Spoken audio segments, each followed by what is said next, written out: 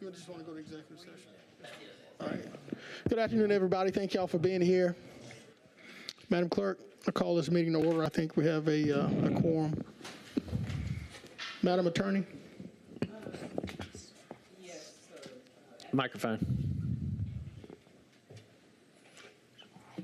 Yes, sir. At this time, we'll move to go into executive session for the purposes of discussion of potential litigation.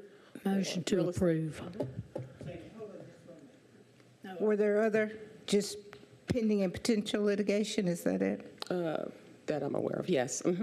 Not personnel? And personnel, yes. Real estate, right? You have any? Don't have any real estate. Any real estate? Yeah, I said real estate. Oh, you did? Yeah. Okay. All right. Thank you. All right. Madam Clerk, I have a motion and a second. I think Can you tell me? I'm sorry. We were. Pardon me? Can you give me who made the motion second? McKnight made it, and Johnson seconded it, but I think the commissioner from the 5th has a question before. You have a question, Commissioner? I'll get later. Okay. All right. So I have a proper motion Can I? and a second. Chair recognizes Commissioner from the 7th. Yeah, for legal counsel, the fact that the names from the mayor have been released publicly, could we have that vote on the floor? And that discussion on the floor? For what? Names is what? For what, the administrators? Yep. What did that mean? Have the names been released to the general public, Mayor? Yes, sir, they have. Did the general public media ask those names too? Yes, sir, they do. And I'd like to say we have a motion and a second on the floor, so I think this will be Yeah. out of, so we need to carry that motion. All right. We have a motion and a second. Madam Clerk, let's vote. That's interesting. That's what you say? Why can't we vote it on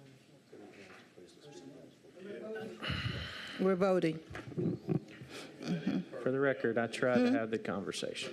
The vote for the administrative personnel, so shouldn't that be done in executive? Yes, sir. That has been the process that the commission has established, that the consideration for the appointment of the administrator be held in executive session today at 11 o'clock. Thank you, ma'am. All right, so Go into executive session. This is a vote to go to executive session. All right. Chair recognizes Commissioner from the 4th. I just need some, that's in accordance with our normal operating procedures? And, sir, that was your consensus in our last executive session meeting after the interviews, was to do this process today at 11 a.m. in executive session under the caption of personnel. Yeah, not here. not here. Right. I was saying Okay. conversation since the names have been released publicly. I didn't Their names have been released to the public. Yeah, but that's not Yeah. the usual way we do things. We need to go to executive session. Yeah, that wasn't Yeah. how All right. that was Okay. not how we discussed it in executive session. All right. We're going to executive session, man. Let's continue voting. All right. Commissioner from the 4th, 6th, 8th, and 10th. 10th is not here.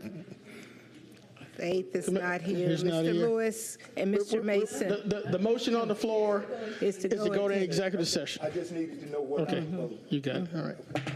On the haircuts. Appreciate it. Thank you. Line.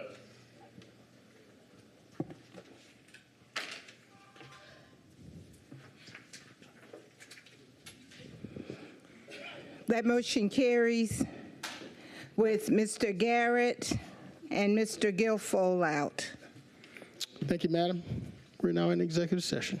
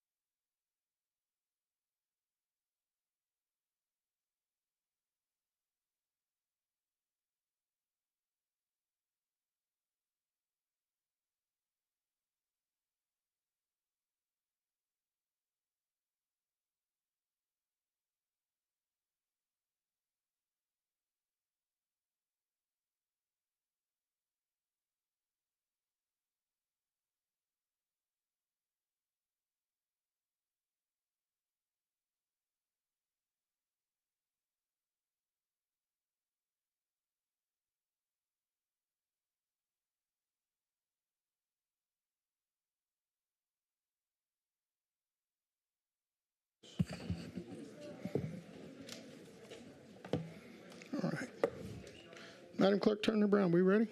Yes, sir. All right. Ladies and gentlemen, I call this meeting back to order. Attorney Brown. Thank you, Mayor Johnson, Commission. We will request a motion to execute the closed meeting affidavit. So moved. All right, I have a motion from the Commissioner Franham and a second from Commissioner Scott. Okay. Is good enough? All right. With that, we're voting. Okay.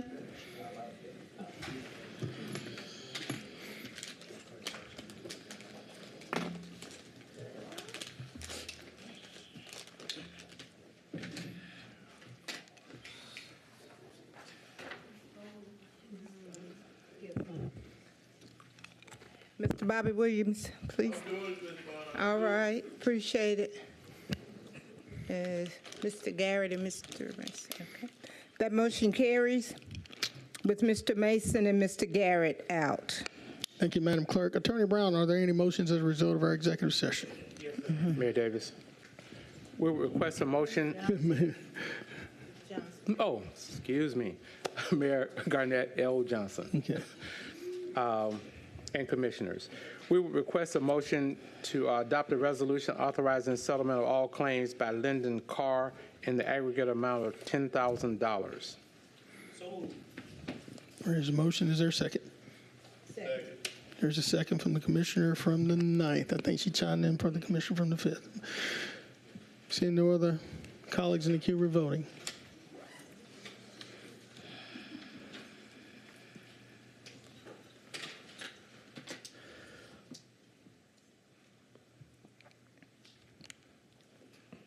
That motion carries with Mr. Mason and Mr. Garrett out. All right, Attorney Brown, is there another motion? Yes, sir, Mayor Johnson. We will request a motion to adopt a resolution authorizing settlement of all claims by Anthony Parker Sr. and Joyce Parker in the aggregate amount of $295,000. Is there a motion, please? Second. All right, we have a motion from the Commissioner from the 5th. I'm sorry, from the 1st, and second by Commissioner Franham from the 7th. Colleagues, we're voting.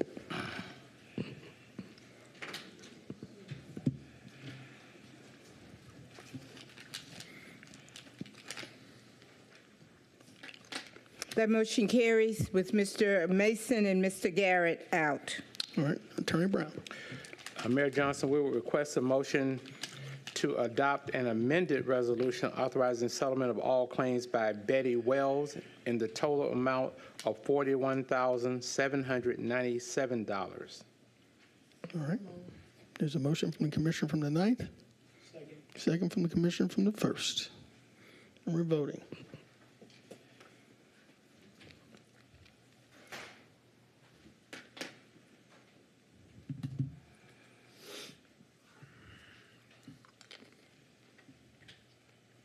That motion carries with Mr. Mason and Mr. Garrett out. Attorney Brown. Mayor Johnson, there are no further motions. Thank you so much. If there are no further motions, I hereby close out this executive session and call the committees to order. No, sir, we have Okay, special. that's right. I we forgot. have That's two right. That's right. We agenda got two items. items. I forgot about that. All right. Our Right. next agenda item, you closed out the executive session. Close out executive session. Huh? Okay.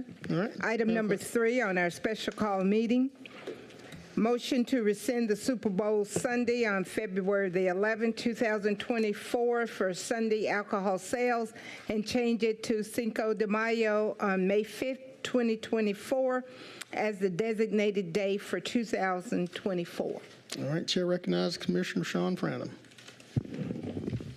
Yeah, I'd like to hear, we had a survey done with all the business owners. I'd like to get that feedback before you vote.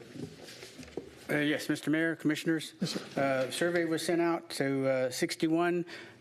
We have 61 bars as according to business licenses. We had 52 that had email addresses, and so those were sent the survey, and we also called the 9 that only had phone numbers. We only received back 15 from the survey, with 46% requesting St. Patrick's Day, which would be 7 of them, and then 40%, which would be 6, requested Super Bowl Sunday, and there were only 2 requests, which would have been 13.33% for Cinco de Mayo. Commissioner Fryden, you still have the floor, sir. That doesn't sound like very much a majority. I'll let the other colleagues, and we'll come back with a motion. You got it. Chair recognizes Commissioner from the 10th, Commissioner Wayne Guilfoyle. Thank you. This is for the business license, the gentleman that's up there at the podium. How long of a time did we wait once the email went out? Did they have time to respond to the emails? They had till Saturday. When did it go out then? It went out on Wednesday. That ain't enough time. Can't change it. Right. A lot of. Can we bring this back up for them to get ample time? Commissioner, with all due respect, I think. Out of respect, I don't want the bar owners and. I agree, but Super Bowl is fastly approaching, and Commissioner Guilfoyle, I would like to state that our Planning and Development Director is absent unexpectedly, but it is my understanding that the responses were cut off on Monday, which is today. If you notice, if you recall last week when we spoke about this matter, we had a very short time frame to obtain this information that was communicated to the body when we met last week, that we would immediately send out the survey for responses, and then the department made every effort by attempting to contact those individuals that they did not have emails for. They contacted them by phone. So it is my understanding that they had from Wednesday when it was initially sent out till today, till Monday morning, but we can confirm that. And we also did call all 61 licenses to remind them or let them make them aware of the survey. Not just those that we didn't have an email address for. Thank you. all right, Chair recognizes Commissioner from the 5th, Commissioner Bobby Williams. What was your percentage of those for Cinco de Mayo? Only 2 out of the 15, only 2 responded for Cinco de Mayo. Okay. All right. Commissioner from the 7th. Motion to receive as information. Second. All right. Without objection. Any objection to receiving this information? I need to ask the attorney a question. All right. Chair recognizes Commissioner from the 5th. Mr. Attorney, we take this as information. This matter is dead, or there's no real decision with this, is it? Yes, it has the effect of leaving it where with the commission previous action, which would be Super Bowl Sunday, unless between now and then the commission makes another decision. All right, thank you, sir. All right. So this matter has been received as information with no objection, No right, objection. sir? Okay. That is correct, madam. Okay. Item number 4. Wait a second. The Commissioner from the 1st. I was just trying to get clarity. I know we received this information, but is there a plan going forward to get to some type of resolution? Well, right now, the resolution that the commission adopted designating Super Bowl Sunday as the designated day still stands. Attorney Brown said until further action is taken prior to that. I mean, I just think that we ought to put something, we need to get in front of these bar owners somehow. I mean, the survey apparently wasn't successful. Maybe there needs to be something public held. I mean, I don't know how we pull that off, but just to accept it without, understanding that there are some folks who want a different date, we're going to be right back in this situation. I mean, I just wanted to get that clarity, because I will admit I didn't hear that. So if the colleagues are fine with Super Bowl, then fine. But I just want to make sure that we understand what that could mean with our bar owners. But I yield. All right.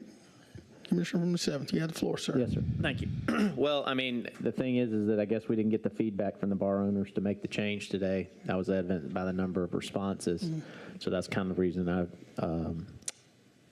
received this information. But the goal is probably in February to bring up, maybe I don't want to create a task force, don't think it's needed, but basically put it on a referendum in November that the citizens would add all holidays that would not fall on Monday all holidays that can move on the calendar to where they can be added to the alcohol license via voter referendum, and the department head actually is the one that came up with the recommendation.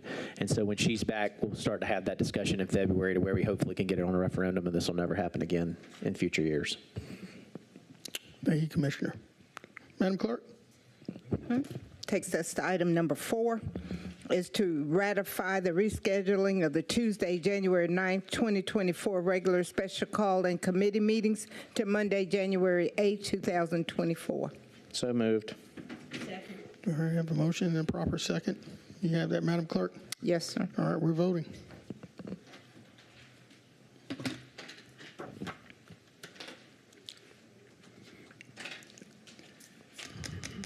That motion carries with Mr. Mason and Mr. Garrett out. Thank you, Madam Clerk. Does that conclude our business for Yes, this sir. special call meeting? With that, this meeting is hereby called to an end.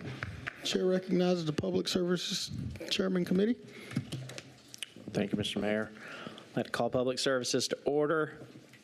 Is there any addition or deletions to the agenda? No, sir. Okay. With that being said, that we will just go top down with agenda item number 1. Okay.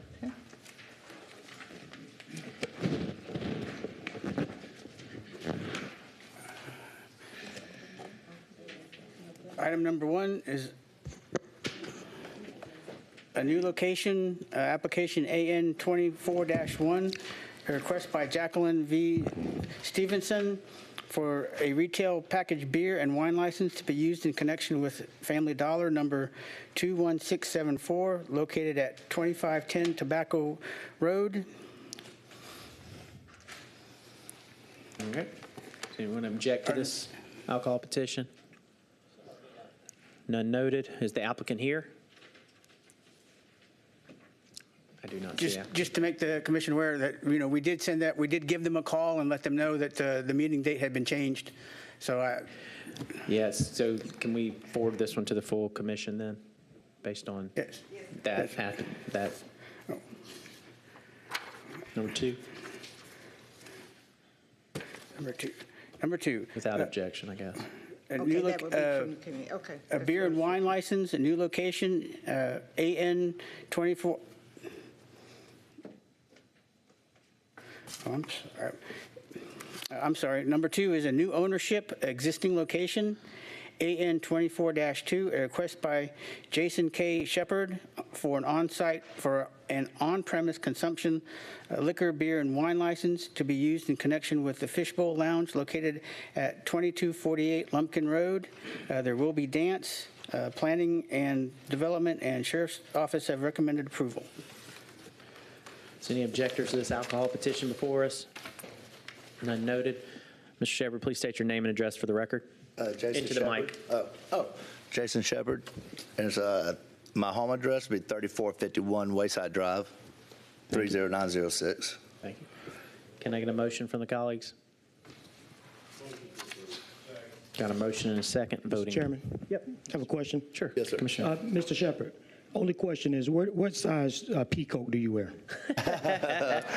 Extra large, 44. All right, we've got a motion and a second. Voting, please.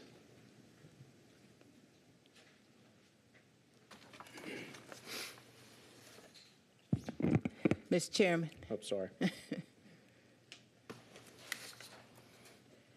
It's unanimous. All right. Thank you, colleagues. Thank you, sir. All right. Number 3. Thank you. Thank you. Keep an eye out for you. All right, number 3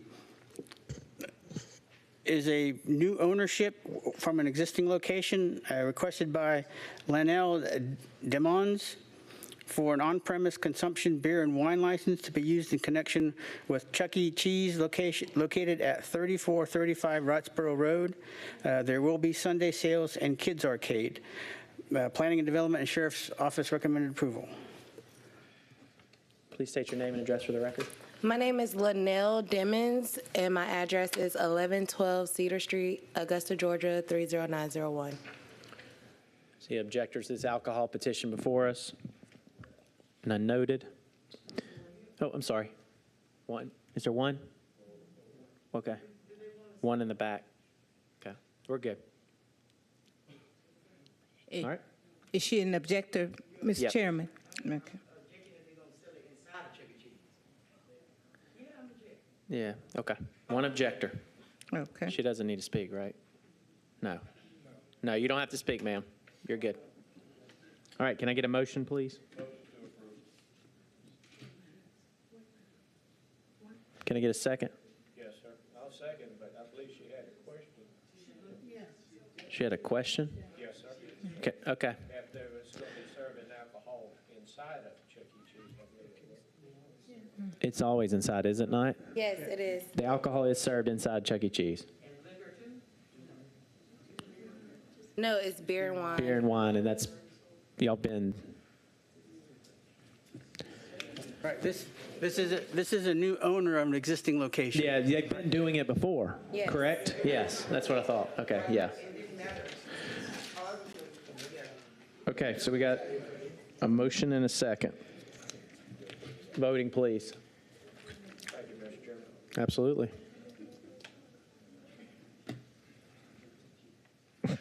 It's unanimous. Number 4.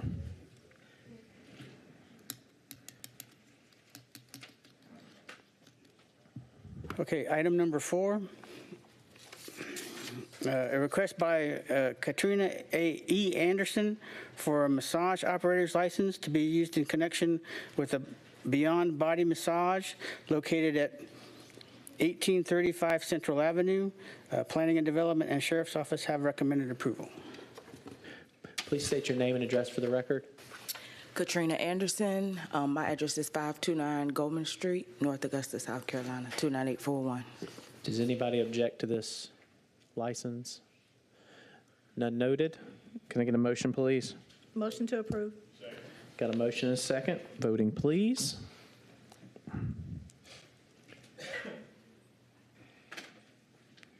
It's unanimous. All right.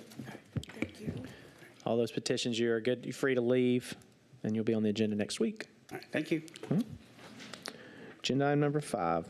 Item number 5 is a presentation by Minister Dante Barley regarding issues with public transit buses and the lack of new schedules. Mr. Barley, please state your name and address for the record. My name is Minister Dante Barley. I live at 1814 Fayetteville Drive, apartment K8, Augusta, Georgia, 30906. You have 5 minutes, sir. We looked down off of Lumpkin Road and in some of the other areas. We keep putting out new bus schedules, but once the new schedules go out, is none posted on Lumpkin Road. And what we're trying to do, we're trying to actually get the new schedules posted on Lumpkin Road so that the people will not get confused with the old bus schedules versus the new bus schedules. And also try to get Lumpkin Road to run on a Saturday instead of just Monday through Friday. Okay, Commissioner Bobby Williams. Is Ms. Dottery back there?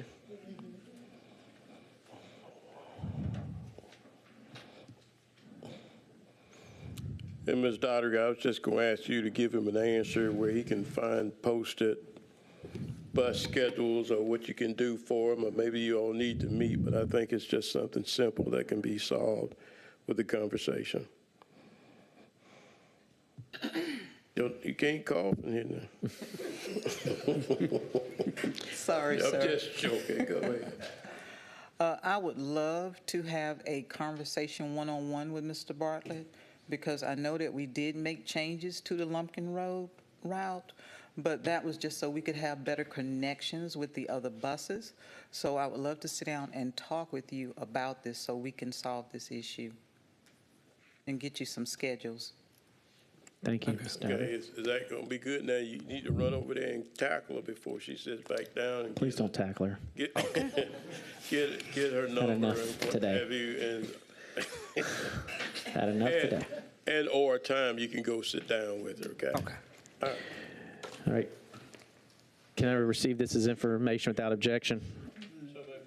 Okay. Agenda item number 6, please. Number 6, discuss slumlords and possible creation of an ordinance. Commissioner Jordan Johnson. Thank you, Mr. Chairman. So I put this on the agenda because I've received a number of calls from folks in the district and, quite frankly, some folks outside of the district talking a lot about slumlords and the conditions that they've left our communities in. Some of the calls that I've gotten, I've gone out to the properties. Unfortunately, I can't get out to all of them because I get so many calls on a regular. One property that I went to, and this dates back to last year, as a matter of fact, I was at a town hall that I was hosting in Harrisburg, and a family was speaking about a home on Warren Street, and just simply about how bad the condition of that home was. So we went to the home, we saw the home, and it was in terrible conditions. You can smell the home from the yard. I don't think they had any type of sewage. It was terrible. And the landlord lived in North Augusta and just simply couldn't be reached. There's another home in Harrisburg right now that sits behind a business, and that business owner is frustrated. She's up to her neck with repair costs because the home next door is just covered on the inside with roaches and rats. I didn't believe it, so I went to the property, and sure enough, when we went between her business and the home, a rat actually left the home at the bottom and shot across to her business. You look at the porch of that home, and it's in terrible disrepair. And that's not just in Harrisburg. That's all over the city. I've gotten calls from everywhere. And so what I want to do is I want to have a real conversation about absentee landlords and slumlords. You see them in Sand Hills. You see them in Harrisburg. You see them in Laney Walker. Certainly investors aren't the enemies, but if they're going to, have a home in a neighborhood that they're making profit off of, they ought to be held responsible for keeping that property up. Harrisburg is deplorable the way that it looks right now. You go down Bowder Row, you go down Crawford Avenue, you go down Eve Street, and there's slumlord after slumlord after slumlord. And I know that there's landlord and tenant laws and owner laws, which, we won't dig deep into that because of the legalities of it all, but I think that is worth the commission and others really just taking a tour of some of these neighborhoods and seeing how these houses look and potentially talking to some of the owners.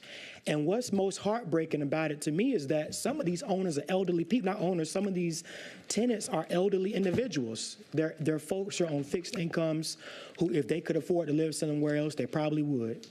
And so before the holiday, I proposed to a few department heads to join me on a ride through of some of these areas. And I want to invite the commission, code enforcement, the fire chief, the engineering department, officials in magistrate court, and whoever else deemed necessary to be there to take this tour of a few of these neighborhoods to actually see how bad folks are living in parts of our county, with the intention of driving resources to the community to at least try to make the cost of living, not the cost of living, the quality of life somewhat better for folks who have no choice but to live in those areas. Now, I have spoken to the code enforcement officers, and they've shared that they have researched state law and, try to figure out what we can do on this item. There's not much, but we will continue to look into that. But at first, I really just want to get some feedback and see if the commission would be willing to go on that tour. And if there's areas across the city outside of District 1, let's add them to the tour as well, because I've received calls from people off of Riley Drive. I received calls from folks out in Deep South Augusta. Landlords have taken over this community, and it's time that they be held accountable for the conditions that they leave in our communities in. So I'm going to pause there, Mr. Chairman, and get feedback. And if there's any interest from the body, I would just hope that we could work with our administration to set something up to where we can figure out how to serve these communities properly. Did code enforcement in your discussions with them, state law trumping local law, did they say that the ordinance, this possible ordinance, is something that other communities have Yeah, so they're here, they can speak to it, but what I will say is that in their research, they've looked at other counties, other cities across the state, and because of some of these state laws that keeps us from going down that road, not many cities have them. Actually, I don't think that cities even like Atlanta and Savannah has ordinance to that degree. And Augusta could potentially be the first if we can navigate state law to a degree, but right now, I'm at a loss for what can happen. So maybe someone from the planning department can come up and speak to the item, Mr. Chairman. Okay, that sounds good. I'm gonna let Commissioner Pulliam go, and then we'll come back to them. You come on up. I would like to hear them first. Perfect. Thank you. Sir, if you just state your name, what department? How you doing? I'm Bradley Benjamin. I'm the code enforcement manager. Okay, thank you. Can you speak to Commissioner? Yes. Johnson? Yes, I was referring to the landlord-tenant guide and state renters law. That's where I was getting my information from. And I have copies of that. I have one copy, but I can give that to you if you want after this. Yeah, if you could just email it to the clerk as well, because I think there might be some other commissioners that would like that as well. Okay. Commissioner, I'm sorry. And then also, I'd like to also add that in doing my research, like you said, I looked at Columbus, Georgia, I looked at Atlanta, and I've looked at Columbia, South Carolina, and there is no ordinance on like slumlord or tenant ordinance. I guess. Yeah, go ahead. I guess what my biggest concern is, say you have someone who's saying, they've reached out to their landlord about the toilet overflowing, or they reached out to their landlord about not having heat in the home, or the house is falling in. What protections does someone like that have against slumlords in their community? Would they have to go out and get a private attorney? And if so, they can't afford it. Do they have to live in those conditions? Like, what support could the local government give, even if it's not an ordinance?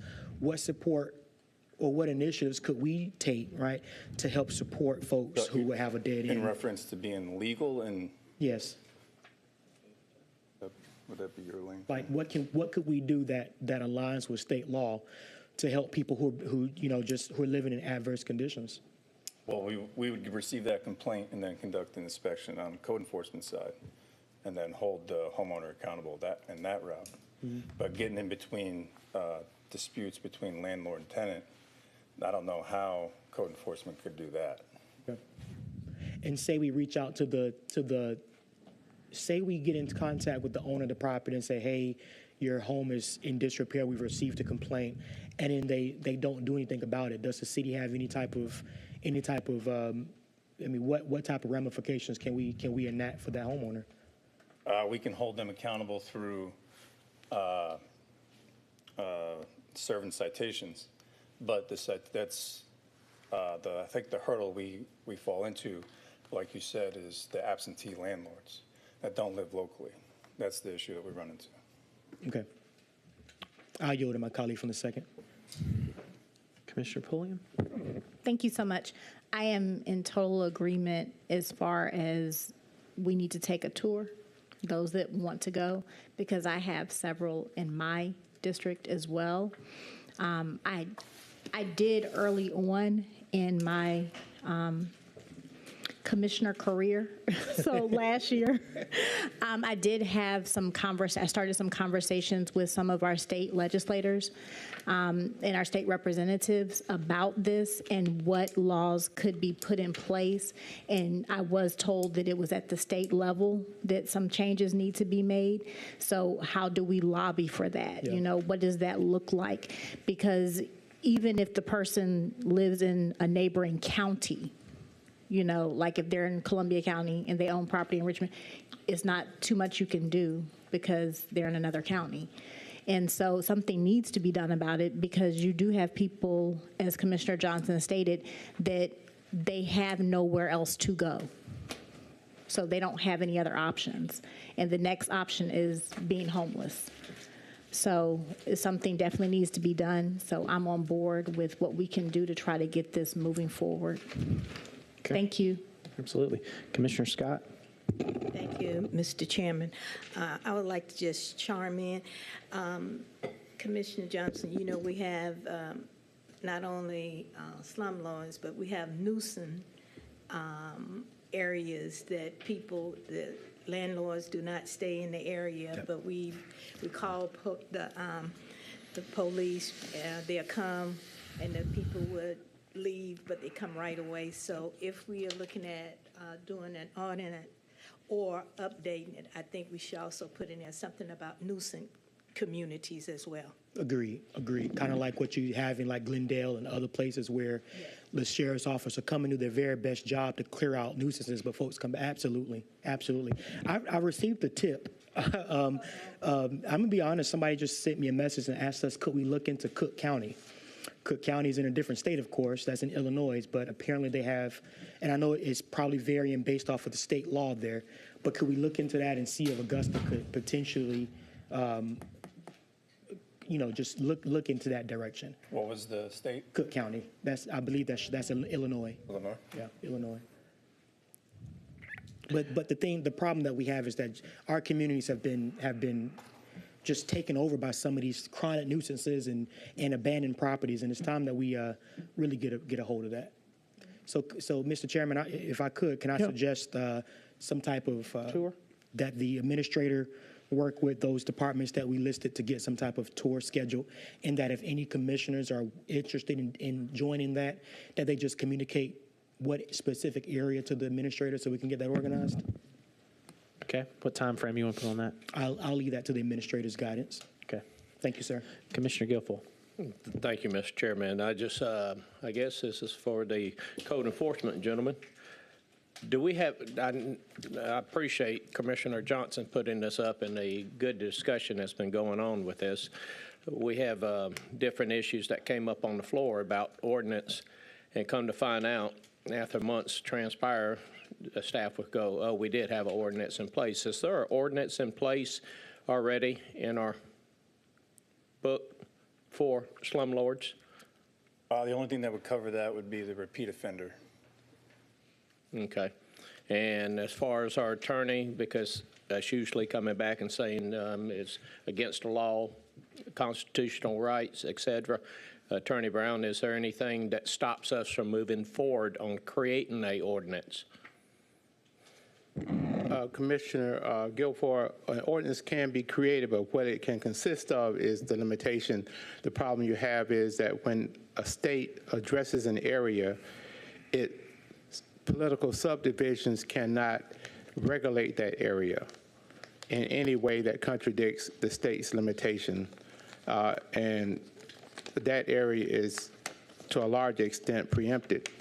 That's why you don't see it in other places. Thank you, William Brown. Yes, sir.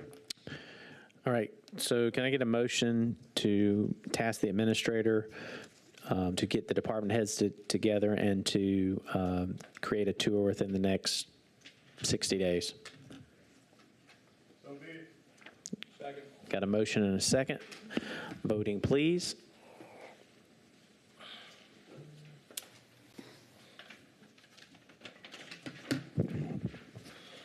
Thank you. That motion carries 3-1. With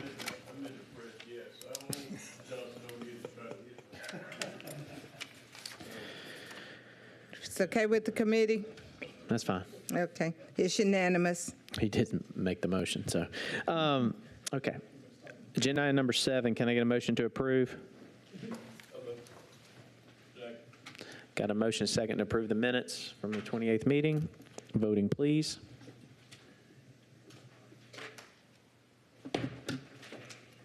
Unanimous. And that concludes public services. Thank you, committee.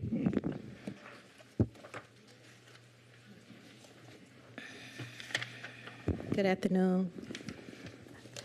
Ms. Bonner, I'd like to call the Administrative Service Committee to order, please. Yes, ma'am. Do we have any addition or deletion? No, ma'am. Thank you very much. If it's okay with the committee, I would like to consent 1, 2, 3, 4, and 6.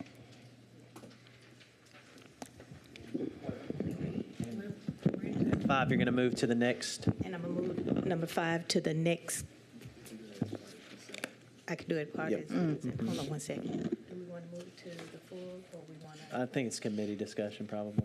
And I would like to move number 5 to the next committee meeting. So moved.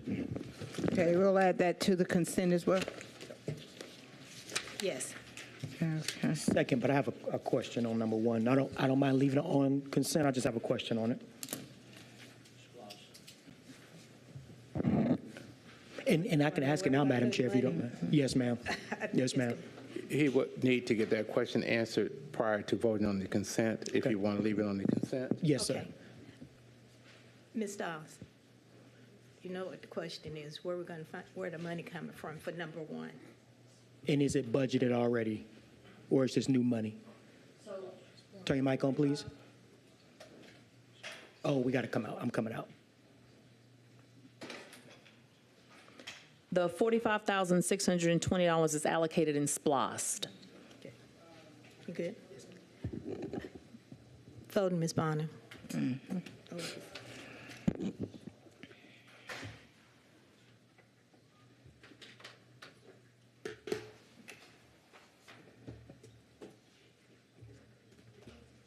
It's unanimous. Thank you. That's the concludes administrative service. This is going to be quicker. I'm going to go ahead with engineering services since Commissioner Mason, chairman, is out. Ms. Bonner, are there any additions or deletions? We don't have a quorum, I don't think. Oh. Mr. Mason and Mr. Garrett's out, so we don't have a quorum. All right, then we conclude engineering services today. Thank you. All right. Hopefully we get the same luck. No, we don't. I'm just messing around. I will call Finance Committee to order. Ms. Bonner, do we have any addendums? No, sir. Any deletions? No, sir. Okay. We'll consent item number 2. And we will hear item number 1. Okay, we will do 2 without objection, sir? If it's okay with the without committee. objection? If it's okay with the committee. All right. Okay, no objections, No okay. objections. Voting? Well, we're going to have to vote. All right. Without objection. Item 1. Item 1 is to discuss the process of commission approving an agenda item in the time frame of releasing the funds. Also asks Finance to provide semi-annual updates with statements of general fund dollars and how they are performing. Commissioner from the 7th. Thank you, Mr. Chairman. I guess we're going to call Finance up because that's who I want to direct my questions to. Basically, the reason I'm bringing this to the forefront is because I hear from department heads, multiple departments, that we approve things on this body, but then the funds aren't allocated to them. And I want to understand what is the process of once it's approved by this body, what is the process to get the funds, and why would it take, could we set a reasonable time frame for that moving forward?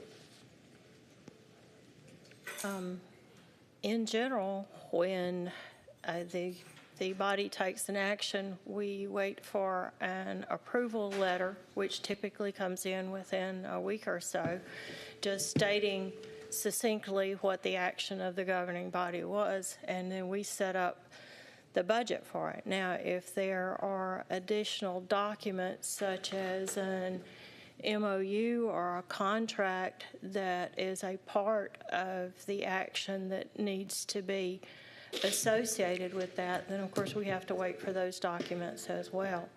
But I'm not sure, specifically what exactly you're looking for. I don't want to hear from a department head that we approved something in January and it's June, July, August, and they still haven't got the funds. And I want to understand why can we put an action that says, within 60 days, Finance need to release the funds to them, or something of that, a time frame on it. Okay, I'm unaware of an instance where it has taken a prolonged period of time. We typically try to work with the department directors. If, like I said, if there are other contracts that are required, if the execution of this governing body appropriating funds requires somebody to enter into an agreement with Augusta and it be executed by the mayor or another, then of course we have to wait for those documents as well. If it is for the approval of a sale of property, there are things associated with that. The legal settlements that were just passed, Finance doesn't just automatically cut a check once, let's say, a settlement has been approved. There are other actions that have to happen behind the scenes in order for it to get to the point where the money is actually dispersed. So if you have a specific instance, I'd be more than happy to speak to you about your concern. But it is certainly not finance's goal to hold up the distribution of anything that has been done on the floor here, but rather to make sure that all necessary documents to make sure that it is a legitimate disbursement are in hand prior to sending those funds out. Okay, and again, I can't speak to whether there's an MOU reason or not on it, but there's a few department heads that reached out to me. The second question I had is, can we start seeing bank statements of the finances and what accounts have? You have different banks. South State Bank is through our employees. Like, can we start seeing bank statements through this government of where the money is? Other municipalities do it. We've never done it. I mean, the mayor, you and I have had this conversation about it. Like, we need to be a little bit more transparent about where the money is and making sure we have the money and that sort of thing. And is that something we can do moving forward?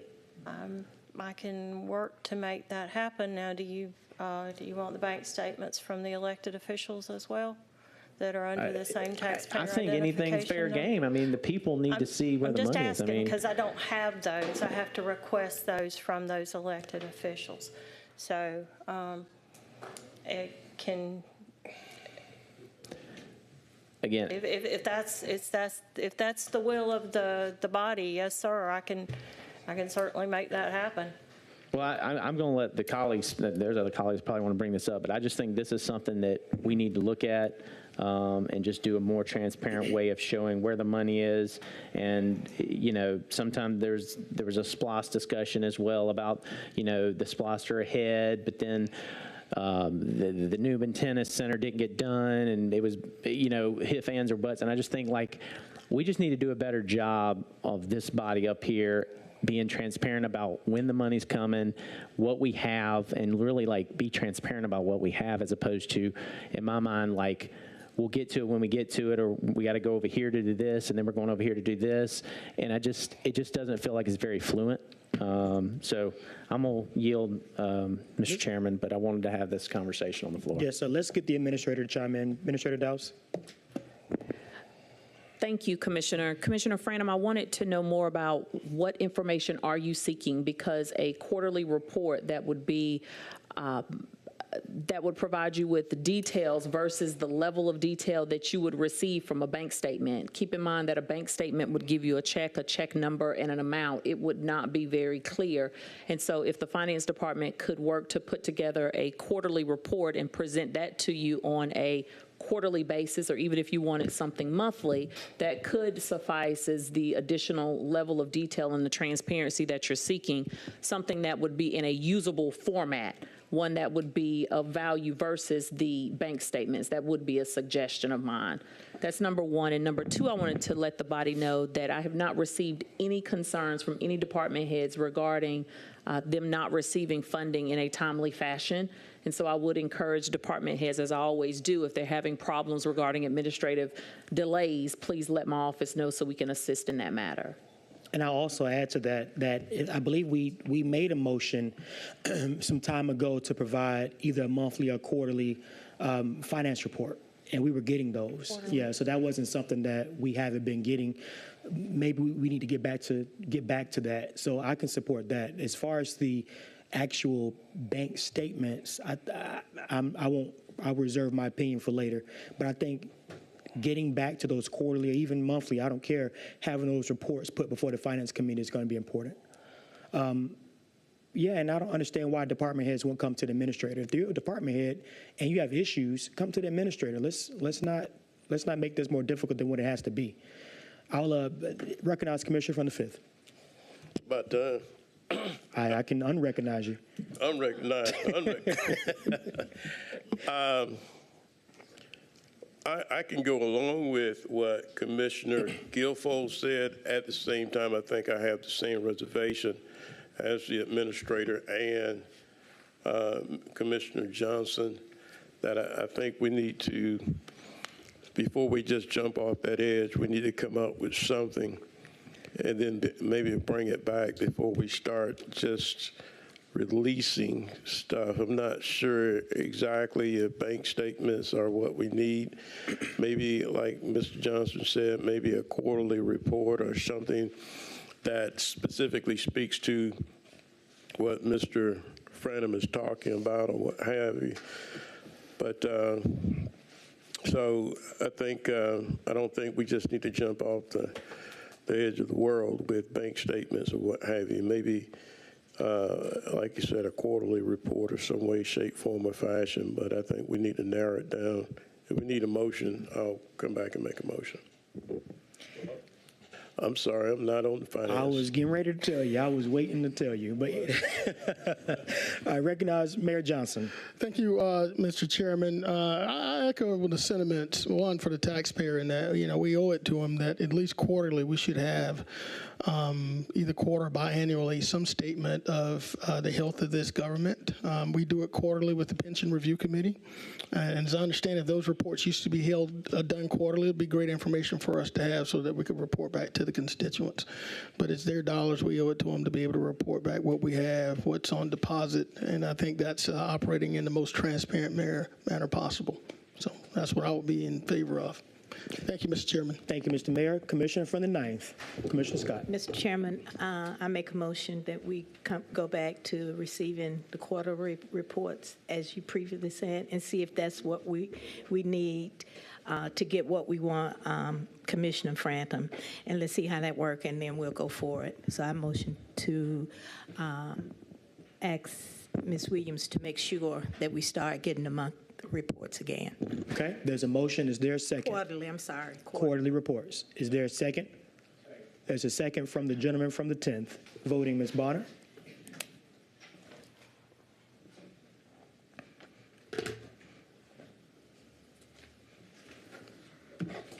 It's unanimous. All right, thank you. That concludes the Finance Committee.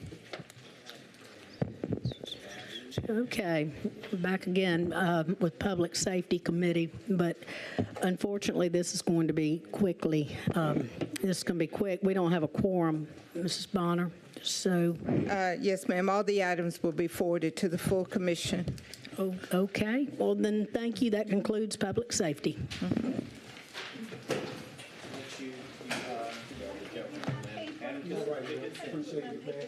What do I need?